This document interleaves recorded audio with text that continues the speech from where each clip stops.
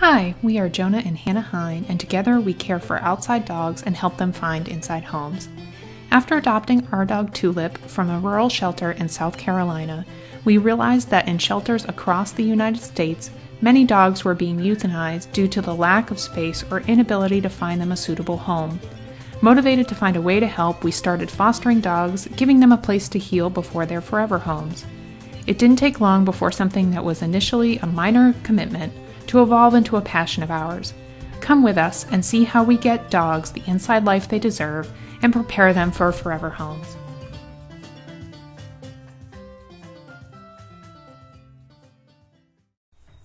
Good morning, everybody, and happy Friday.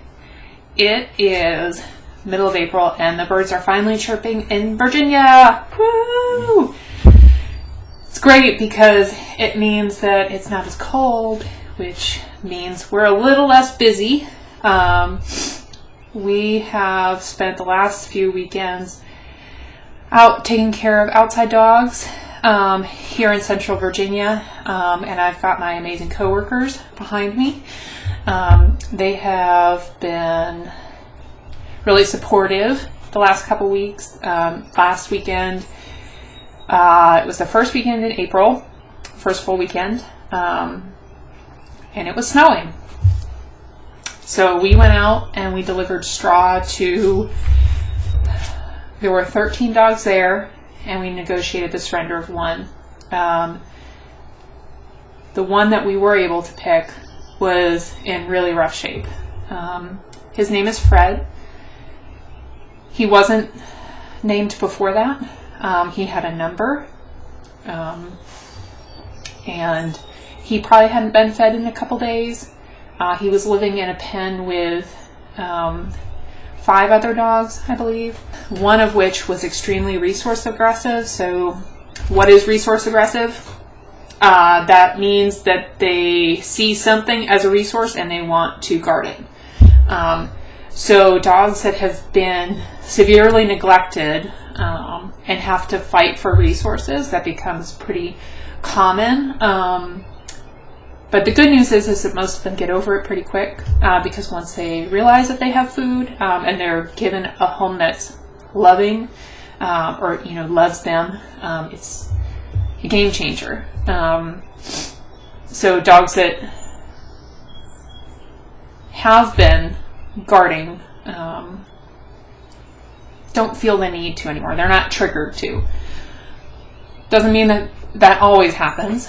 But there was a dog that Fred was sharing a pen with, and this pen is probably about the size of a twin mattress, and there were 5 dogs in there, and nobody cleans up their number 2s. There's not like a spot where they all decide they're going to pee outside of the pen, so the whole area just smells like pneumonia. I mean, it's overwhelming, and we kind of had to tag team cleaning up the pens because there's so much to do when there are 5 dogs in a place that small. It's really difficult to keep it clean, even if you were trying. Anyway, I got away from my point.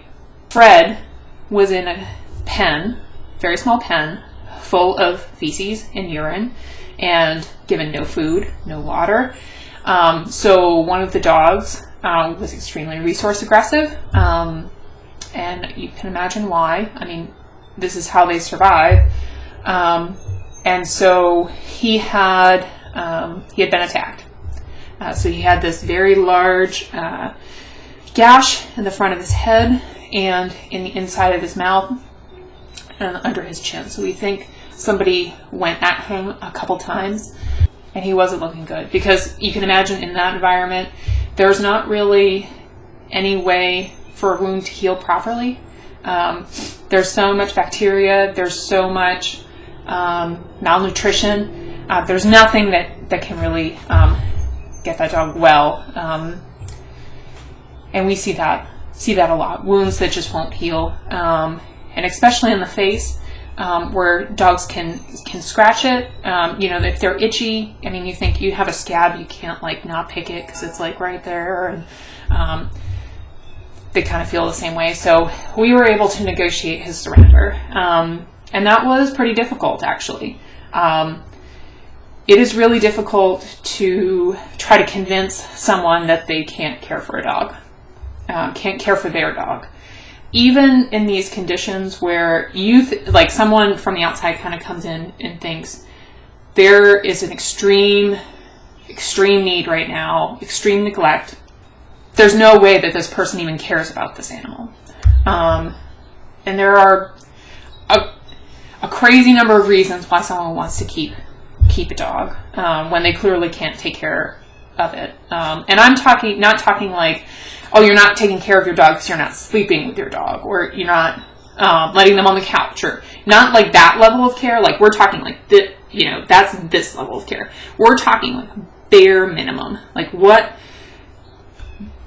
people who can't feed their animals, they can't physically get outside to put water out. They don't keep the animals on the property.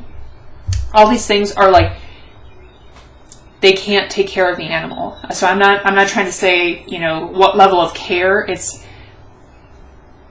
bare bones. And convincing someone that they're not able to do that is really difficult, because you're basically telling someone that they can't keep an animal alive. Like they don't have the resources to keep them alive. And this particular, so Fred, he is a beagle mix, and beagles are bred to hunt deer. So they're not actually like trotting and like taking down the deer. What they do is that they've been bred to chase the deer into open fields where the hunters can shoot them. So they're short because they won't get shot when the hunters shoot at the deer. And they've got little legs, so they can't actually catch up to the deer, but they can actually, you know, corral them. So beagles are bred to work in a pack like that. They can work alone, but a lot of times people who have hunting beagles will work them in a pack because they will, gather them all in a field. This is kind of proof that we have bred them a very certain way. And it's not to survive. So we haven't bred the beagles to take down the deer so that they can eat it. We have bred them so that they can chase a deer. That's it. They could chase them till the end of time, and they'd be, honestly, most of them would probably be happy campers because they love chasing deer, because that's, you know, like that's what they've been hardwired to do. But it's important to know they're not hunters, so they can't hunt their own food. They're helping the hunters do that. So this big distinction, because it means that we have not bred them to be little survivors who can flourish when they're let go. They need us. So that was a sidetrack. I'm getting back on the highway, talking about Fred. So Fred had those wounds. We convinced the person to surrender him, and that was really difficult. So he had a lot of utility. He tries to resell them, so hunters will people will drop off unwanted hunting dogs that either don't hunt with the animal that they want, or they don't want to take care of them anymore. So especially in rural Virginia, and I'm kind of saying what I see as a trend. It's not end all be all. As far as like, this is how every Central Virginian operates, but most hunting dogs are outside dogs. And most people who have outside dogs actually have indoor dogs as well. They have 2 different kinds of dog food to feed them. And I know a lot of you out there are probably thinking like, whoa, they're all dogs. Yes, I would agree, but there are people who do not. So these are outdoor dogs. And most of the hunting dogs are kept outside. Now, people who do that will sometimes because the dogs are much more of like a utility, they're a tool to do something. They're not a living, breathing little creature. Because they're a tool, they are disposable. So if you kind of think like there's a different mindset from an outdoor dog and an indoor dog. Outdoor dog, tool, it's like you could hang it up in a shed, but it's just, that dog poops, pees, and, there's something different about that dog compared to the inside dog. Inside dog gets different food. They say the indoor dog gets dog food and the outdoor dog gets feed, much like livestock. So anyway, when an outdoor dog who's used for hunting is no longer useful for their kind of hunting that they want to do, normally a couple things happen. One is that they will just let it go. So most of them are not spay or neuter. So that's a huge problem because they're just letting them go and they will make babies. Because that's what they've been bred to do. They go into heat and they want to have babies, so they have babies. So they're either let go. It's a little not so great. And by not so great, I mean it's horrible, but they will shoot the dogs. I'll leave it at that. This gentleman has figured out a third option. So it's not the best option, but it is an option, and it's a solution to a problem. It's not the best solution, but so this gentleman has offered to his community, his kind of closer friends, to drop off dogs that may not be useful to them, but could be useful to others. So he tries to resell them, and I think that it's not really working, but he's kind of in this spot where he's said that he will do this for the community. So that's how he gets the dogs, and most dogs. But so Fred was one of those dogs. We convinced the owner to surrender him, and we are so glad that he did. He was in pretty bad shape. He had to have a couple stitches, I believe, and in the inside of his mouth, or inside of his mouth, I don't remember what side. He's very, very sweet. Most dogs that are neglected are just starving for attention. And I will show you a couple videos of one said dog who is really starved for attention, even though she gets plenty of it now. Our foster dog, Rosie, who is just delightful. But I think that's all for today.